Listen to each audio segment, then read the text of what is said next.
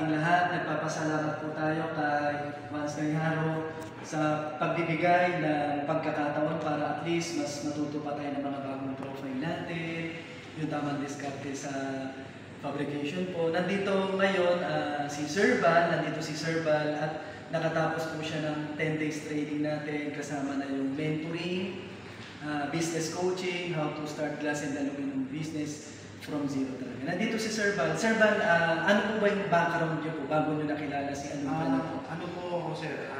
Sa company po ako bali kami po yung nagpapabrigate, nag-install ng unitized panel sa mga RS building, ganyan. Bali ako po, sir, kasi ano ko lang po, curious po ako sa mga aluminum eh.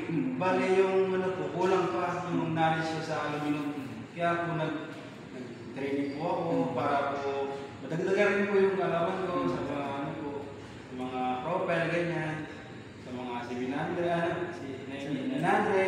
yun po, mga series, mga patch fitting, ganyan po. Tsaka nandito si Sir kasi planning niya na mag-ibang bansa kung sakali, may mga tayo ng mga manpower agency sa ibang bansa, mabigyan ng break. Ang kagandahan nito, planning niya kung ano yung maiipon niya sa pag-ibang bansa.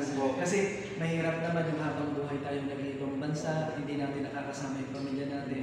Ito yung good news natin. Gagamitin natin yung skill set natin para makakuha muna ng puhunan. At yung puhunan na yun, gagamitin natin para ipang negosyo naman dito sa Pilipinas. At mabigyan din ng pagkakataon yung pamilya natin at mga anak natin para maituro naman namin yung negosyo po natin. Kaya, ini-invite ko po dun sa mga OFW, sa mga nagbabalak, mag-ibang bansa, magkaroon kayo ng game plan na kung sakali yung kikitain nyo sa itong bansa, pwede tayo mag-create ng business dito sa Pilipinas para na sa ganun, meron naman tayong maitulong sa pamilya natin at may pamana doon sa mga anak natin. Kung sakali, nangangailangan kayo ng tulong, di ba sir?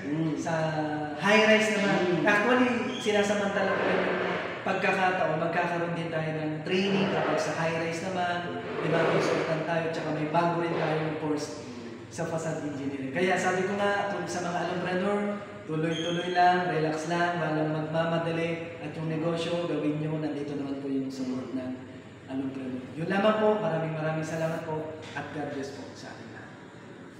Salamat sir. Okay.